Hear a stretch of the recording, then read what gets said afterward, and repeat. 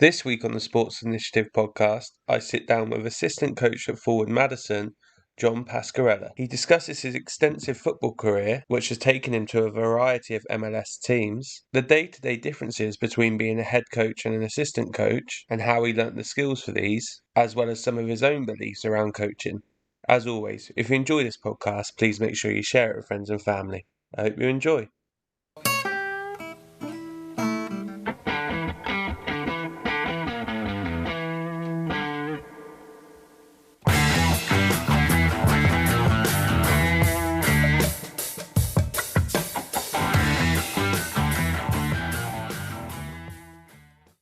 Right, John, we are good to go. I'm excited for this conversation. I know we caught up a week or so ago, and what was meant to be a 15-minute catch-up just to introduce one another turned into an hour-long conversation about all things football or soccer. So yeah, John, really excited for this. But most importantly, before we start, how are things your end? All good?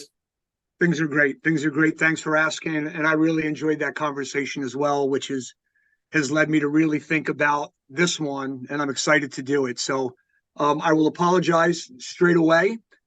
There's a band in the stadium here that's warming up for tonight's concert. It's Brandy Carlisle, and they are doing a sound check. So they're actually playing at the moment. So if you hear music in the background, it's not my music. It's not actually any of our internal music in the offices. It really is just the stadium blaring out the tunes. Well, I think between the pair of us, you've got the music, I've got dogs going in the background, so we should have an interesting podcast. It should be all good. Perfect. I guess for people that don't know you, haven't come across your work before, do you want to give us a little bit of a whistle-stop tour of, I guess, who you are and some of the trips you've had along the way, and then we'll dig into the details from there. Yeah, I've been lucky enough to be a professional player for 9 years. At the time when I started and I left college, which was at Penn State University, I ended up going to Peru for the first couple of years of my career because there wasn't a league here in the U.S. So I played in Peru for a club called Sport Boys, which is one of the bigger teams in the first division there, and also played for Alianza Sullana. From there, I came back to the U.S. I got into the USL, stayed there a long enough time that eventually MLS started. And by the time I was 30 years old, was able to play or be involved for a year and a half in MLS with the Los Angeles Galaxy. Retired after that, started getting into work, into business in the fitness industry, and had an opportunity to jump into coaching. And initially, for maybe the first 9 to 12 months, I kept saying no and kind of pushing it off. No, no, no. And eventually I ended up taking the position, part-time position at the University of Maryland. And I realized very, very quickly that I loved coaching. So my 1 year, let me see how this is going to work out, I'll try it out kind of thing, has now turned into a professional coaching career, which I never anticipated, never really prepared for. I was also always a student of the game as a player, but hadn't done any of my licensing, hadn't gone through any of that process. So I stayed in the college game for 3 years, started doing the licensing, went into the youth game as a head coach so that I could start gaining some experience and trying some different ideas and methodologies out, and then ended up coaching at a high school. I coached an Olympic developmental program for boys at the state level, at the Region 1 level, and then realized that as much as the kids loved it and as much as I loved coaching them, I really missed competing at the professional level. So I started to, now I'm well into 10, 12 years of youth coaching and college coaching, and I started to reconnect with my old network of guys that were in the professional game. And it took me a couple of years and a couple of interviews, but finally I got in at Sporting Kansas City. I started as a high performance and goalkeeper coach, so I had a dual role there. And from there, things just kind of moved on. I went from there. I wanted to, after 8 years, won an MLS Cup, won 2 Open Cups, wanted to try the head coaching thing at a higher level. So I took on a PDL team, the Des Moines Menace, made it to the playoffs with that group, jumped back into MLS as an assistant coach, stayed at Minnesota United for 2 years, and then took the head coaching job for the OKC Energy, which is the highest level that I've been as a head coach. And that was in the USL Championship. I was fired from that job shortly thereafter, took an assistant position here with Forward Madison, and have been here ever since. So the long and the short of that is I've coached in the youth game. I've coached in the Olympic developmental program. I've coached in the college game. I've coached in the professional game. I've been a high performance coach. I've been a goalkeeper coach. I've been an assistant coach and a head coach. So I've done a little bit of all those things, which for a guy as hyper as me, as energetic as I am, and a guy who always wants to know and learn and grow, it's been an absolute wonderful journey for me to go through that. And I've been really lucky with a lot of the people that have given me the opportunities that they've given me to be able to do this for a living. Perfect. And I think with all those experiences, you're probably going to be in a really good position to have a stab at my next question is, what do you think good coaching is? That's a great question, actually. I think it depends a little bit on the level. I think it depends on the role. And I say that because there is this discussion that's been going on now for a few years, specialist versus generalist. And I think if you look at a head coaching role, that role, because it encompasses so many things, because you're a father figure, because you're a leader, because you're the local priest or rabbi, because you have all of these different pieces, you have to have a little bit of information and be able to deal with people psychologically. You have to know what makes them tick. You have to be able to deal with the emotional aspect of it. You have to have your craft knowledge around your football. You have to have a lot of empathy for people, and you've got to be able to build relationships with people. Now, the reason why I say it's different depending on the role is, if I was in a high performance role, or if I was the goalkeeping coach, I may be more of a specialist in those roles. Yes, I may at sometimes be the father figure or a leader in some way, shape, or form, but it's following someone else's lead that's the head of the staff, the manager's lead, and you're specializing or working in a specialty area for that person. So it really depends. But I think one of the biggest things is knowledge in a lot of areas regarding life in general. I think it has to do with communication skills and being able to build relationships. I think you've got to be very empathetic and be able to be a good listener and communicator with people so that you can understand what they're going through, because that will have an effect on them on the field. Things that are happening in people's personal lives have a major impact on what's going on day to day in the training environment. And so obviously you've been in a position where you've been head coach, you've been a goalkeeper coach, performance coach, assistant coach, etc. How does the role that you're undertaking change the way that you act as a practitioner? So if you look at it now where you're an assistant coach, you're going to have different level of responsibility to that when you're a head coach. Is there any discernible difference that you can notice? Is there anything that particularly stands out to say, I have to act in a certain way? Or is that, again, context specific?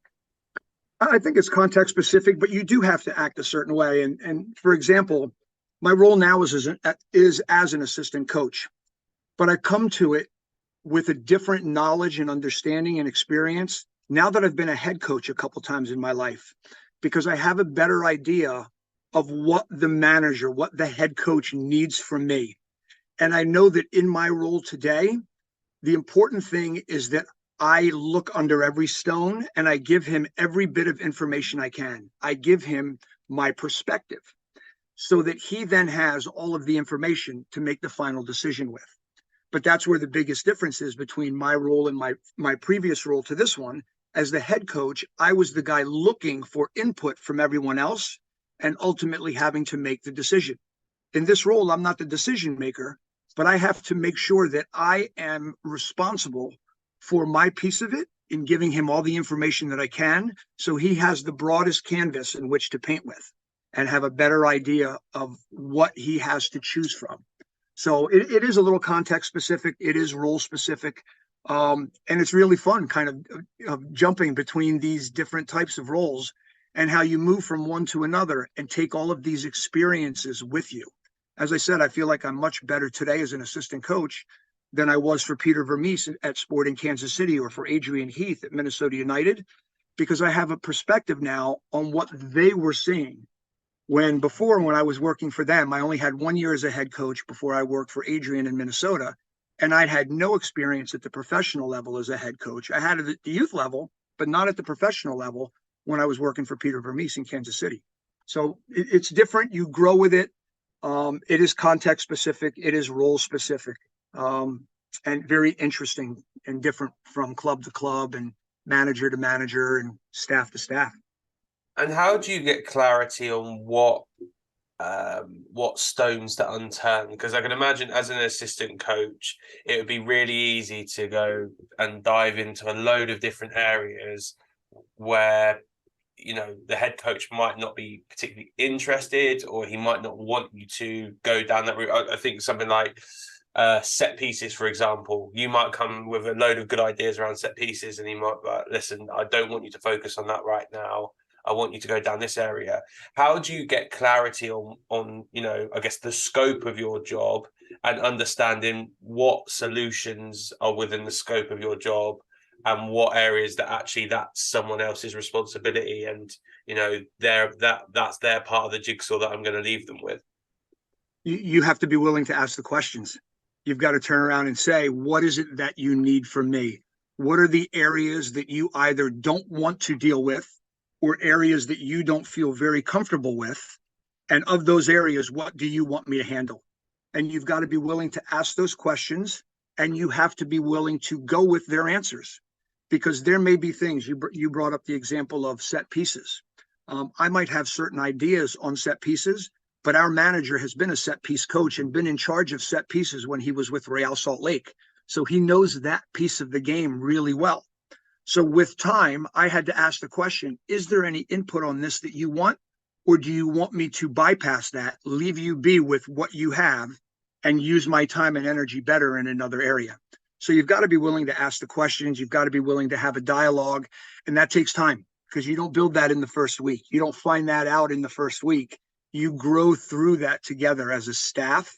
And the interesting thing about that is, as you're growing through it, there's not a lot of time, or I should say there's so little time because of the schedule and how compacted it is with games and training, that you really have to do that and learn those things very quickly and under stress, and be able to accept it very quickly and go on and do the things that you're good at, do the things that they need, ignore the things or bypass the things that they don't want you to handle, and you just grow as a group that way.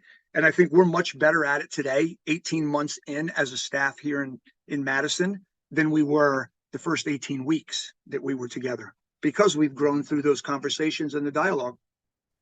And yeah, this probably brings a really nice point. I think you've mentioned a lot of stops on your journey, and from the conversation we'd had previously, one thing I think which has been incredible for you is you've had an opportunity to work with a lot of different people. And rather than kind of going down with one person, we have it quite a lot in the UK where people will take staff, and it doesn't matter if you're at Rotherham or Leeds or Man United, those staff members will follow that coach round. And I understand the rationale behind it, but it probably keeps you in a bubble.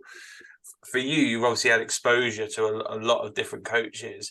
How do you do your homework around the coaches you're going to be working with? Because obviously what you don't want to do is going into an environment where you fundamentally disagree with the style of play or the mannerisms of them as a coach, or their belief of periodization or whatever that could be. So how do you actually do your homework to understand if that's actually going to be a fit for you? It's really communicating and talking with your network. Because if you haven't worked with someone in the past, you may know them just from passing and having competed against each other, either on the field as a player or as a coach. But really, you depend on the people that you trust to give you feedback on that person that you may be going to work for. And you rely on those things that they tell you. And for me, many of those things don't have to do with the football side of it. It has more to do with the character side of it. It has more to do with open mindset versus a fixed mindset, a growth mindset versus a fixed mindset. Because I would prefer to be working with a staff where we were very open about ways of doing things, that we were open to change. Yes, you want to find things that are very successful for you, and you want to stick to those things, but you also want to continue. I also want to continue to grow and to learn new things. So for me, moving from staff to staff has been a great benefit to me. and I want to be around other like-minded people who believe that that is important to them. Now, that doesn't mean that's the right way to do it, because I can, again, give you perfect examples. At Minnesota United, compared to most of my other stops, it was a brief stop. It was only for 2 seasons. But it was because Adrian, who has been very successful wherever he has been, has a very fixed way of doing things. And he wasn't about to change. And it's not that he wouldn't take advice, but we were kind of locked into a way of doing it. And there was not a lot of varying from that. And that got to be a little stagnant and boring after 2 seasons. And so I thought, okay, I've picked up what I can here. It's time to move on. Whereas, for example, when I was with Peter for 8 years, Peter Vermees for 8 years in Sporting Kansas City, he was constantly evolving and constantly changing. And although his system of play may have been the same, it evolved in the way we did it, in the way that we taught it, the type of players and roles and profiles that we looked for in certain positions. He tried to evolve the culture and grow the culture. And so that for me was very stimulating and why I stayed there for so long. So for me, that's when I look to research, just as they're researching me as an assistant coach to see what I can offer them, I'm doing the same thing to see how open-minded they are to take on ideas and to debate different topics. I may have a perspective and give that to my boss, and he may not take that perspective, but that's fine because it's his head that's on the chopping block. He has to make the ultimate decision. But I really would prefer to work with somebody that would at least consider that information, take it in, and then decide if he wants to use it, not use it. So for me, that's a big piece of what I'm looking for when I'm trying to find out if that's a place I want to be, if that's a place where I will fit. Right, so I'm going to go back to something you said there. I believe it was the Kansas City stop where you mentioned about the way that we taught over that 8-year period and it changing. Something that probably fascinates me, and this is just a perception that I have, and I could be completely wrong, is Alex Ferguson's tenure at Man United. He seemed to have a lot of different assistant managers during that period. And my belief, without ever speaking to him, is that was the ability to have a change of voice, to still have his principles of what he wanted Man United to be and how he wanted them to play, but a different voice and a different way of getting that information across, and different training sessions, and just being able to keep the spark alive for the players so that it's not Groundhog Day. In short, how did you do that? So that's 8 seasons within that team. How did you change and adapt the way that you taught the players to keep that, spark within the coaching staff and the players alive? Because I'm looking at you there and I could see how excited you were even just talking about that 8 years. Yeah. It's interesting. First of all, you said from observing from the outside that you thought that this is how Ferguson did it and why he did that. We had the ability in Kansas City to host them for 10 days.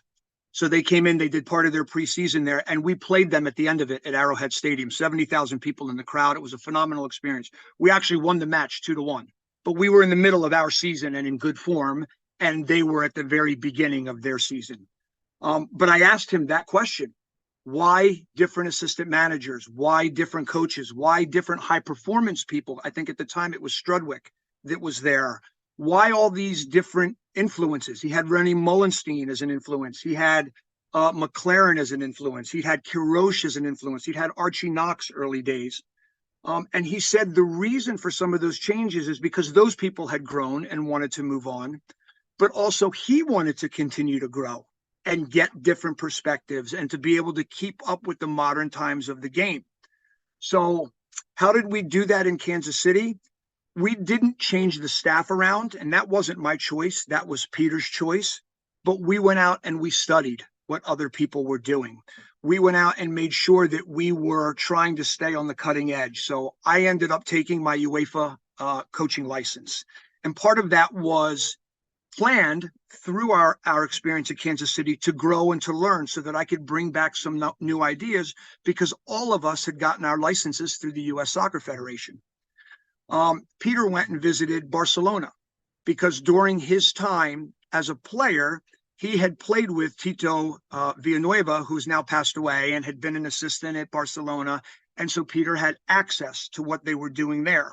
And so all of the coaches, Zoran Savic, one of our assistants who's Serbian, has a very close friend that is now involved with the federation in Croatia, but at the time was with, I think, Dinamo Zagreb.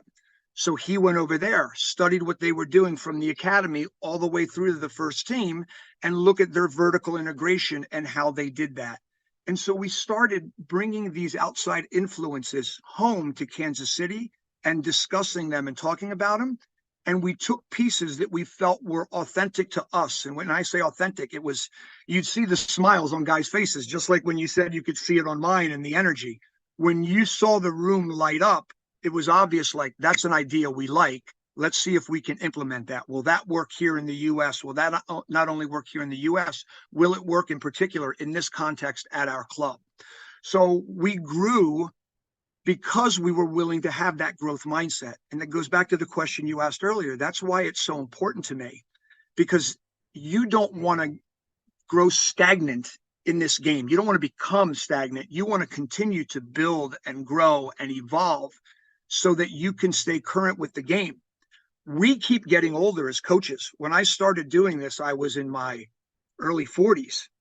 I'm now 57, but the players are all still the same age that when I started coaching at 40. So I'm a 40-year-old coaching 20-year-olds. And I'm a 45-year-old coaching 20-year-olds. And I'm a 50-year-old coaching 20-year-olds. Now I'm a 57-year-old coaching 20-year-olds and some 30-year-olds. But you get the idea. We're getting further and further away from them.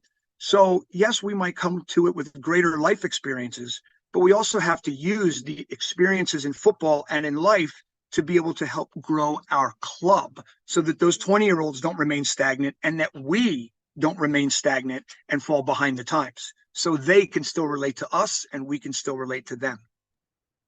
And so I've been on some of those study visits similar to what you've described there.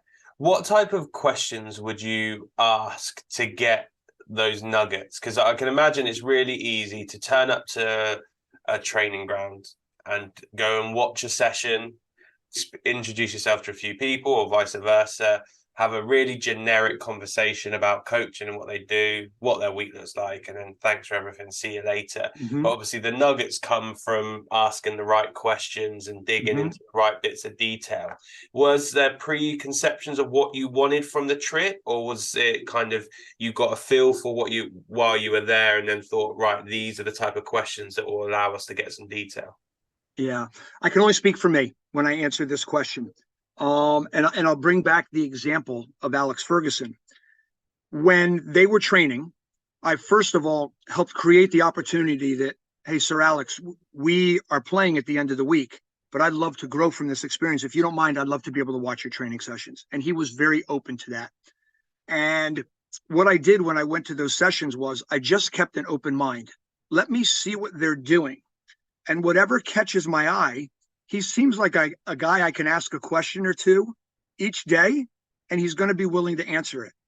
So, for example, the first couple of days I'm there and I'm watching, and there's a few things I'm picking up. But by the third or fourth day, I noticed he stood very much in the background while everybody else did the coaching. And so come the fourth or fifth day, I said, I've noticed that you'll occasionally have a quiet conversation with Ryan Giggs, or you will occasionally pull Berbatov to the side and say something, but you're very quiet and in the background. What is it that you're doing? What is going through your head in those moments? And he said, John, it's an interesting question, but I'll tell you, I pretty much have my lineup picked for the weekend's game. And what I've been watching the last 3 or 4 days is, am I playing Giggsy or am I playing Scholes? Those are the two guys I'm looking at to see their demeanor, their work ethic, and their understanding, because the rest of it I've already put together in my head. And now I can sit back and I can look at the two of them in the minutia within the big context and see, do I want him on that day or do I want him on that day? Is that one going to start and is that one going to be a reserve? And so I've always tried to take that mentality everywhere I went. I've tried to stay in the moment of the club and not allow it to be generic. See what happens in the session? Is there a disagreement between players? Is there a demeanor change by the manager that then causes something to change in the training? And then I will ask those very personal questions. And sometimes they will say to you, you know what, that's off base. I'm not gonna answer that. But 9 out of 10 times, they'll answer those questions. And for me, that's where the real nuggets lie. Because the exercises are the exercises are the exercises. We've all seen the 4v4+3s. We've all played different, high pressing games. We've all played different types of 4-goal games. Or if you get it into that channel and you're able to switch play and you score, it counts as 2. Like all these different games and things we do, most of the coaches have these ideas already. But why are they doing this particular exercise in this particular moment using those particular players on that part of the field? Or what happened in the middle of that exercise that you stopped it and you had to go at 3 guys? Why was that? Is that something that happened today? Or is that something that's been lingering for the last 3 months? And again, sometimes they don't want to answer it because it's a very private thing within the club. Sometimes, and I have found more often, if you ask those questions, they're more than happy to explain it to you. Because they know that you're going to take that information and you're pretty much going to use it for yourself and your own knowledge. You're not going to go write something in the press about it. So it's originally building up the trust to be able to get in there and then just staying open to everything that happens. And the things that pique your interest in those moments, those are the things that you should be asking about. Or for me, that's the way I've always felt about it. And those are the things I ask about. And they're very personal questions. And sometimes they go, nah, not talking about that. But most of the time, that's where you find a lot of the gold. And I think, as you said, risking being willing to ask those personal questions is one that is useful because it's going to allow you to probably delve into some deeper stuff rather than it being surface level. Yeah. Outside of that, what's the worst that could happen? They'll say no. Yeah. I mean, you're really risking nothing. I mean, maybe they say, okay, we prefer you don't come back tomorrow. Okay, fair enough. Yeah. But otherwise, what are you really risking? The fact that they could tell you no? For me, it's an easy question, and if you keep yourself open to those possibilities, there's amazing things you can find out from people, amazing things people are willing to talk about. And you mentioned there around the Ferguson stuff. Is there anything outside of that experience that really resonated with you as either a person or a practitioner, where you came away going, I'm really surprised that's happened in a context, or actually the way that coach has dealt with that situation or the way that he's spoke to that player, that is something that will stay with me and I'd love to be able to replicate? His perspective on taking a broader view of what was happening. And he delved into a story about it because it was Archie Knox that first told him to do it that way. Ferguson in his early days used to take all of training from start to finish. And Archie said to him one day, I'm going to leave. I don't see why I'm here. And Ferguson said, what do you mean? You're my right-hand guy. I rely on you for so many different things. And Archie Knox's response was, you don't really rely on me for anything. You should be doing nothing other than taking in the big picture and let me deal with this little minutia. And so when he explained that to me in that kind of detail after that session and after asking that question, I realized when I get these opportunities to be a head coach, and if I feel like I have good staff underneath me, then I'm going to really think about taking this broader perspective. Let them do their thing. Let them contribute to the group. And I can stand a little further back and take in the big picture and get a feel for the mood, see who's doing what, which interactions are working, which interactions aren't working, and taking that broader perspective on the group and not just the exercise at that moment. So that's something that I took from him that I've tried to apply really almost anywhere I've been, but especially as a head coach. That makes complete sense. And as you said, if you hire good people, then hopefully that should allow you to the sessions will take care of themselves, but you'll be able to get that dropout or fallout information that could be missed if you're right in it. And, I think coaches, you go on a coaching course and you always see bits of detail that the person delivering doesn't realize. And you then go back to your club and you never actually just step away for a period and go, you know what, I'm just going to watch the players. I'm going to let them deal with the session. I'm just going to watch. And you do have to wonder sometimes why, because you learn on coaching courses how much information you can get from it being a dropout bit. But then when you're in the club, you feel like you have to be hands-on and constantly, be at one with everything. Yeah. But I think that broader perspective really gives you a better picture of what's going on with players. Because if you're so close to the action, it's like a referee. He gets too close to the action, and it's difficult for him to discern what's going on exactly. But if he was 10 yards further away, it's easier to see angles. It's easier to see intent. It's easier to see certain things. For a manager who can sit back and look at the big picture, you can sometimes clue into the little things that have nothing to do with training, but you can look at the player and go, something's off with him. And now it's just a matter of bumping into him in the hallway and say, hey, I've noticed the last couple of days you kind of haven't been yourself. Is everything okay? And this is where you find out, well, the kid's been sick. They had to have him in the hospital one night for 4 hours for testing. It's turned out he's fine, but the wife is very nervous at home. They'd had one night, a sleepless night the night before, and you start to recognize these things because you have that broader perspective. So it's I think it's interesting to talk about and to discuss. And the best coaches in the world that I have had an opportunity to see work or to speak with have all had that type of broader view. And I think part of it comes back to what you said early in this podcast.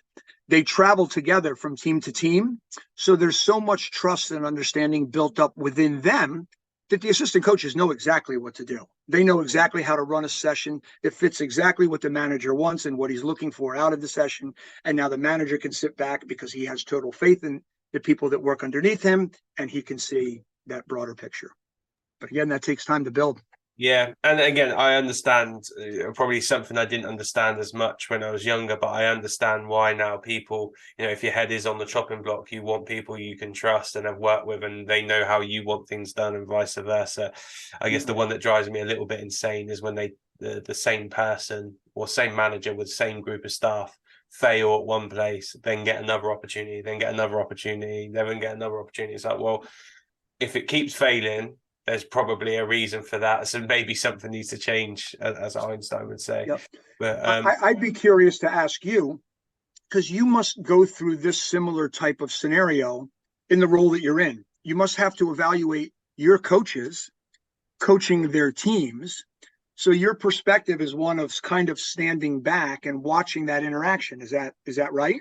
Yeah. And it's been a really interesting viewpoint for me, because I think the biggest learning I've taken away this from probably the last 18 months or so, where I've been more of a coach development focus alongside coaching, is everyone has their own way of doing it.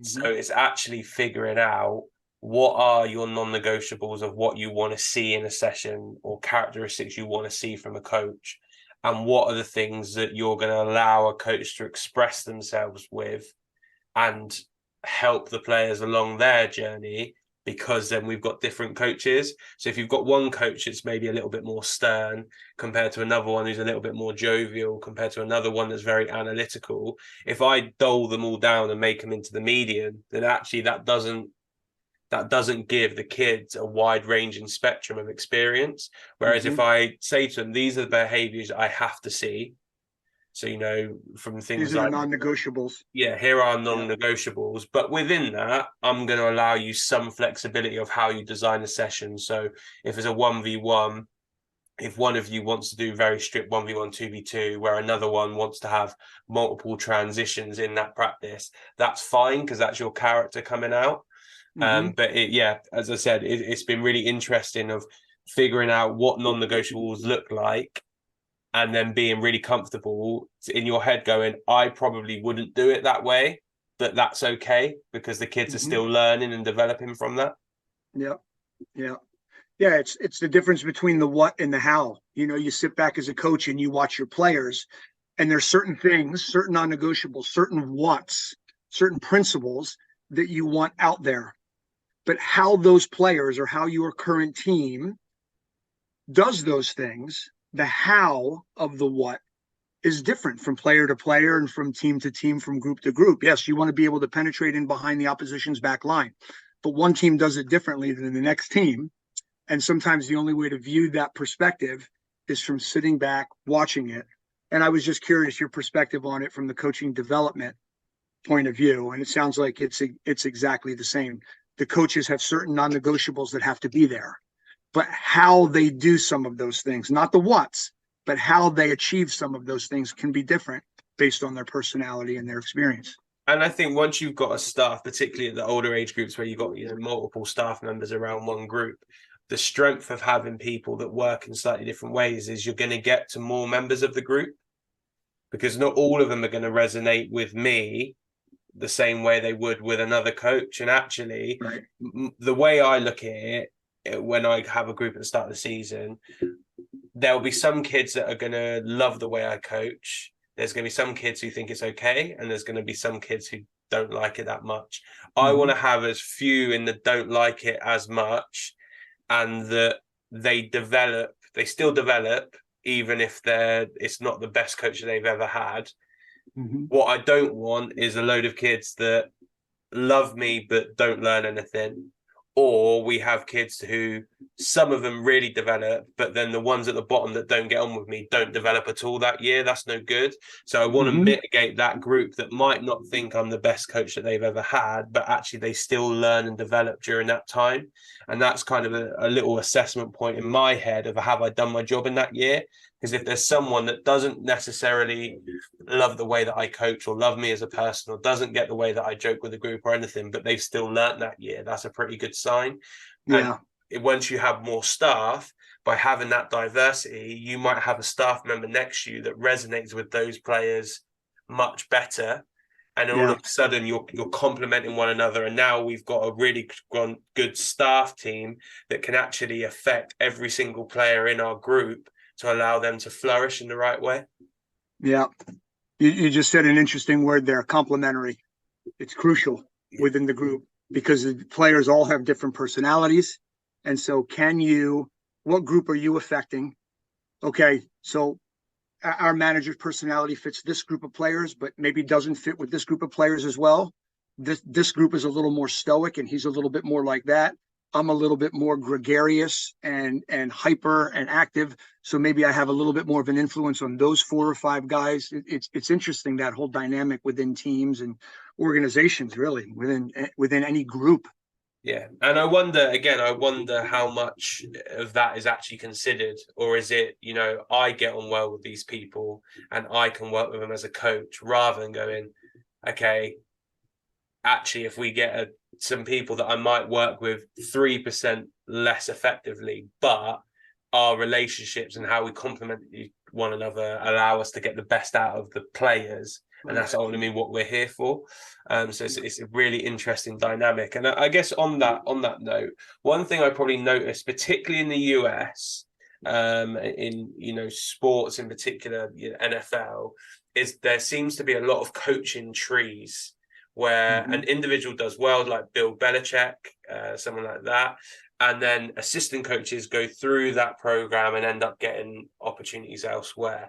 I would say, in my opinion, within football, that hasn't been as prominent, but is beginning to take place. You look at someone like Mikel Arteta, who's gone from being on the staff at Man City to go to Arsenal. The guy who's just taken over Leicester was the same. And there seems to be a few more assistant managers going in there. I guess the question for you, having been in a lot of those environments, how do those assistant coaches prepare themselves ready to be a head coach? Because we've gone through and said how different the challenges and whatnot are. So actually, how do they go around developing and learning the skills that make them ready, that when that opportunity arises, they're ready for it? And obviously you would have been through that situation. So was there any particular way that you learned skills that prepared you when you did become a head coach? The 2 biggest ones for me, and they sound very generic, but they're what I did, was journaling and reflection. And so whether it was after every session, and sometimes that wasn't possible, but every couple of days, I would think about not only what we did, because sometimes those activities weren't that important, but it was the dynamics within that, certain reactions of people, certain situations that came up that I would make notes about and then give some thought to and really think about for 10, 15, 20 minutes as to how I would have handled that. Because believe me, if that situation came up today with me as an assistant, it's going to come up 2 years from now with me as a head coach. And it's going to come up 2 years later, again, with me as an assistant coach or a goalkeeping coach or a high performance coach. Similar types of situations occur. And if you reflect back on them with time, you can start to visualize those situations in your head, in your mind's eye, and you can react to them in a different way, in a better way. Even if that just means before reacting, learning to take a deep breath and to give some thought about what you're going to say before you say it. And so for coaches that want to prepare for the next step, I think it's important that you learn from the things that are happening in front of you. Take someone else's lessons, things that are happening to them, and think about them yourself and how you would handle them. Would you have handled them the same way? Would you have used the same words? Would you have used the same timing? Maybe you would have thought, hey, you know what? He should have just left that. We could have talked about it after training when everything cools down for a little bit, because it would have been 40 minutes later. And so I think, gain that experience, but I think it's important that you take those things that happen in your daily environment and you give some real thought to how you would solve those problems. Because if you never really think about them deeply, there's nothing you're ever going to learn from them. They're just going to happen. And as my father used to say to me when I was young, lessons keep being repeated until they're learned. Eventually, when you learn them, there's no more lesson there. You don't even see it happening anymore because you've learned it. But then all of a sudden you forget about it again and something crops up again. And so you're relearning that lesson. So if it's happening to someone else that is leading the staff and you're lucky enough to be an assistant that sees that happen, you should think long and hard about that situation, how it could have been prevented, how you would have handled it, the words you would have used, if you would have done things differently, so that when it happens to you for the first time as a manager, it's not the very first time it's happened. It's already happened in your head and situations that you visualized and reflected on dozens of times before. And And how it do you, doesn't catch you. And again, there's still going to be some unique ones that happen because every situation is different. yeah. But there are some general principles, I think, especially in terms of remaining calm, not getting emotionally involved in certain situations, because it's usually interactions that are the things that you reflect back on and go, man, I could have handled that with him differently, or I should have handled that with him differently, or I should have waited before I discussed it in that way, or I shouldn't have used that word. I could have worked around and talked about the situation in this way. So, and how do you stress test that? Because I imagine one of the hardest points, and again in the environments that you're working in, you can have the reflective piece and whatnot, but then when you become a head coach and you're stood in front of journalists and answering questions, or you've got papers hammering you for the way you've dealt with a situation, or you've got agents ringing you up going, Jimmy wants out and whatnot. Obviously, that's the situation where your reflection piece and your learnings are now being stressed. And you have to kind of, I guess, keep that calm composure that you've spoken around and be comfortable that you're making a decision that you think is going to go in a beneficial way, I guess, for yourself and for the parties involved. But how is there ways you can practice that stress test bit, or is that just kind of taking as many learnings as you can and then hoping for the best a little bit as you're making those decisions? I think it's that. I think it's taking as many lessons as you can. So reflecting, preparing, having an idea of, hey, I've got to speak to this agent today and it could get volatile. So what could he bring up? And talk with your staff about it to see if you can't troubleshoot some of the areas that it's going to happen. Some of the stuff that happens in the press, those are not easy things to prepare for, but you have a general idea of what they're going to ask. You know how your team is doing. You know what the hot buttons are. So you have an idea of where they're going to go. Can you sit with your staff and dialogue a little bit about it and have a little preview of it so that you now know how you're going to react? But at the end of the day, emotions are emotions. And I'd love to be able to say that I've been able to control mine 90% of the time. I'd like to believe that maybe I can control them 70% of the time, but I'm 57. And by now, I should have been able to almost perfect controlling my emotions. But this game is so goddamn emotional sometimes that you snap for a second and then you reel it back in. But sometimes it's too late. So I don't know that you can ultimately stress test it to the max, but it's about reflecting and taking as much info from previous situations. And it's actually looking forward to and preparing for what could happen next, especially if there's situations where there are predetermined conversations that you're going to have, press conferences that you're going to have, meetings with the boards or ownership. Those kind of things you can prepare for a little bit and kind of have not stock answers, but stock emotions, and understand how your body language will need to be congruent with the words that you're saying, so that what you're saying to them comes out as truly believable and authentic to you. So it's preparation. And I'd love to say you're talking to the right guy about it, but I think I get caught out just as much as anybody else does by some of that stuff. But I like what you said there. It's a preparation piece. I was fortunate this year that I did last season now, I did a leadership course, an internal leadership course, and we did some work with some former hostage negotiators, and they were just discussing, some of the key principles. I've listened to a book called Never Split the Difference, which my wife hates, but I love. I think is amazing again about hostage negotiation. And a lot of it does come down to what your discussion there is actually having an action plan for what's the worst case scenario that I'm about to walk into. If it's an agent phone call, what's the worst case that's going to happen here? What's best case and what's most likely? And if I can plan somewhere in that scope, that then means I've got a ability to probably manage my emotions and feelings within that area, so that I'm not getting caught out and slamming the phone down, going, "You're a disgrace to the agents everywhere," etc. Yeah. So I think that the preparation bit you said there is really nice, and again, it links back to your sessions, your methodologies, and interactions and stuff. The more prepared you are going into those environments, the better the outcome is going to be for all involved. Yeah, I like the way you said it, because you've almost, in summarizing what you said, you've created these predictable parameters in which the responses are going to fall somewhere in there.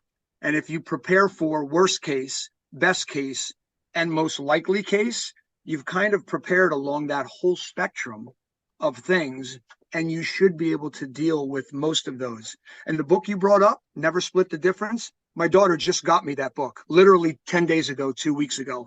So now I'm going to rush to read it, because it sounds like it's really good read. Honestly, I don't like reading, but I love that book. So I'm not a big reader. I love podcasts. So we'll obviously catch up via WhatsApp, but I absolutely loved it. I thought some of the principles in there were really interesting principles. So it'd be a really interesting one. So I've got 2 questions left for you. So the first one is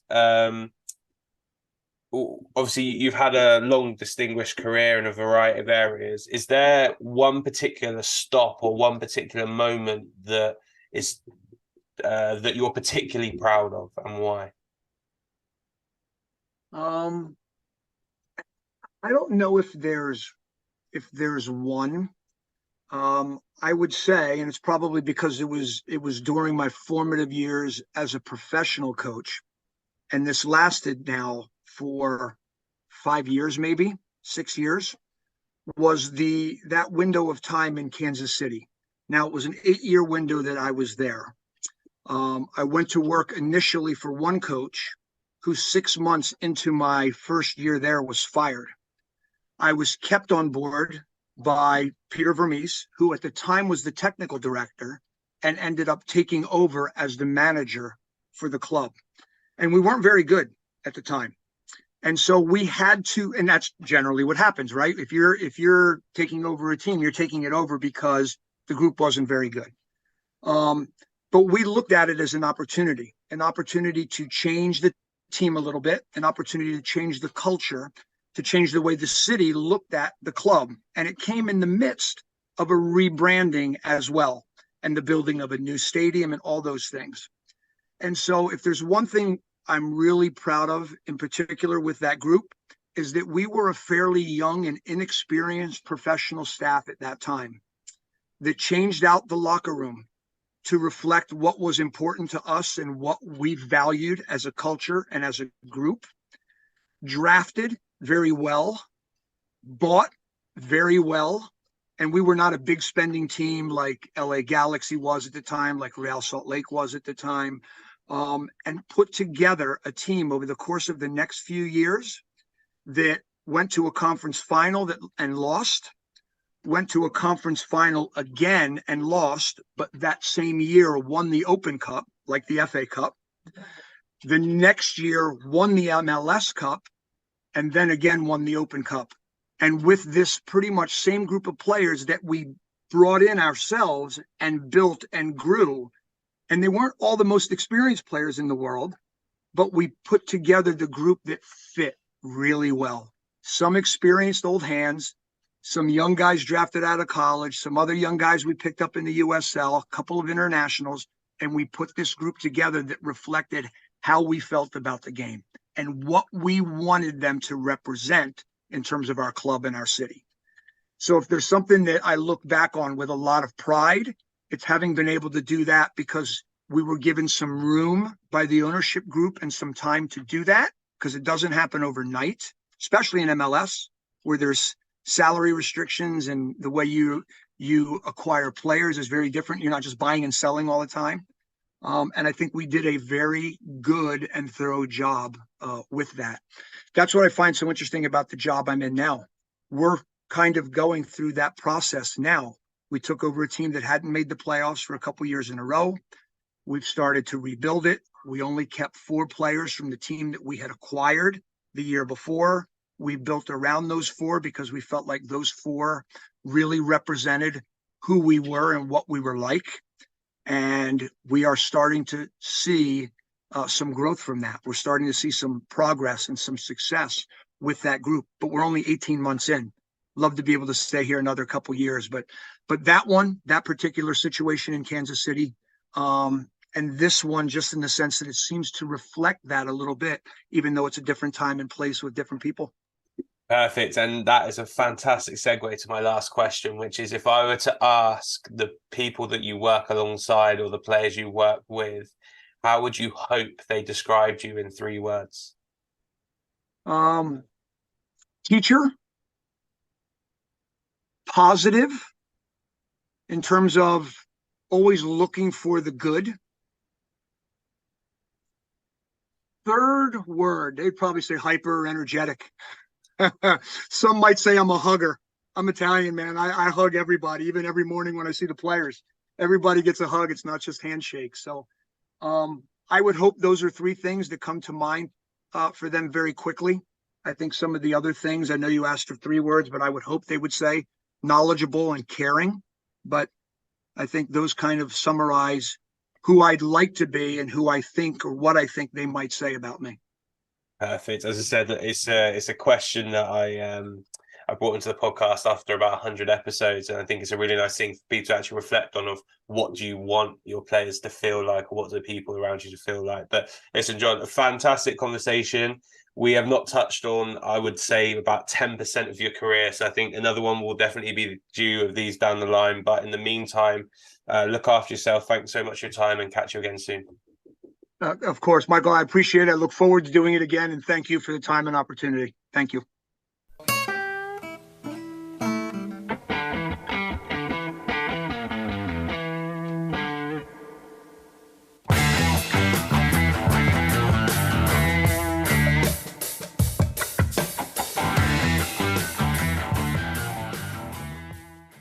Thanks for listening to the Sports Initiative podcast with me, Michael Wright. Please remember to follow us on Twitter, Facebook and Instagram at the Sports Initiative Podcast, and share this podcast with friends and family. I'll see you next week.